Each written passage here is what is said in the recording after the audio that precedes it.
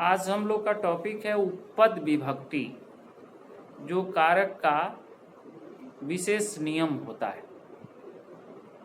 सामान्य वाक्य हम लोग कारक के चिन्ह जो होता है, कर्ता ने, कर्म को, करण से, संप्रदान को के लिए, अपादान से, संबंध काके की, अधिकरण में पर, संबोधन हे हो अरे, इसके द्वारा हम वाक्य को बनाते हैं। लेकिन सभी वाक्य इससे नहीं बनता है। कुछ वाक्य बनाने के लिए कारक के उपपद विभक्ति का नियम होता है। उसमें सर्वप्रथम द्वितीया विभक्ति से आरंभ होता है। कर्म कारक जो है उसको द्वितीया विभक्ति बोलते हैं। तो द्वितीया विभक्ति में पहला जो शब्द होता है उभयतः, दोनों तरफ, परितः, चारों तरफ,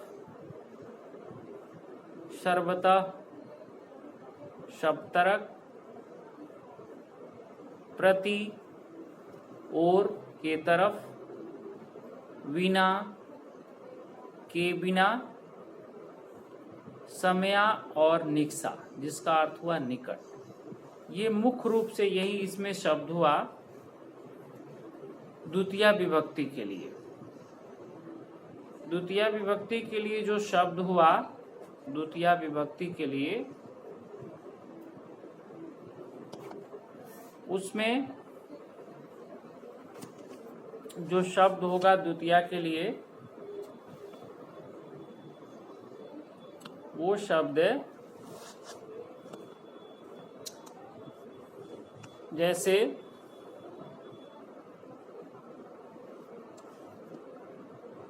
उभयतः, जिसका अर्थ हुआ दोनों तरफ,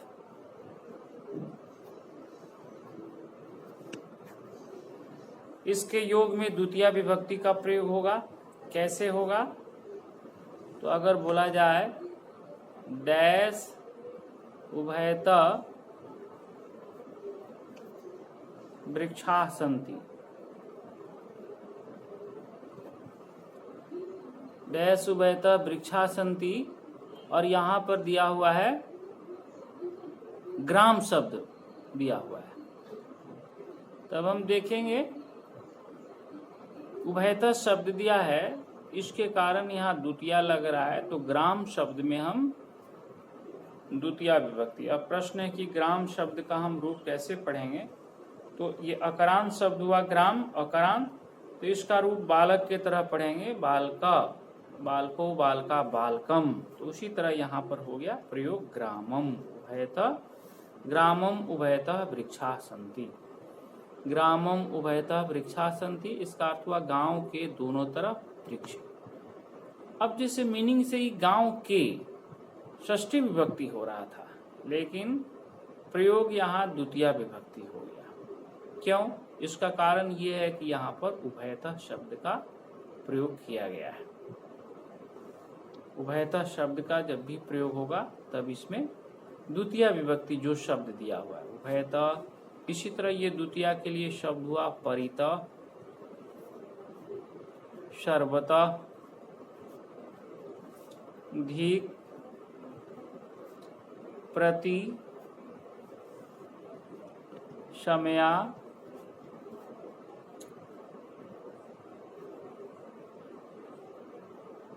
निकषा, विना। एक बार फिर शब्द को देखेंगे। उभयतः दोनों तरफ इसका अर्थ हुआ, परितः इसका अर्थ हुआ चारों तरफ, सर्वतः सब तरफ, धिक् जिसका अर्थ हुआ धिक्कार, प्रति के तरफ, समया और निकषा जिसका अर्थ हुआ निकट, और बिना का मतलब हुआ के बिना। यही मुख्य रूप से द्वितीया के लिए हुआ। सबका हम लोग प्रयोग देख सकते हैं। जैसे अगर हम लोग को बोलना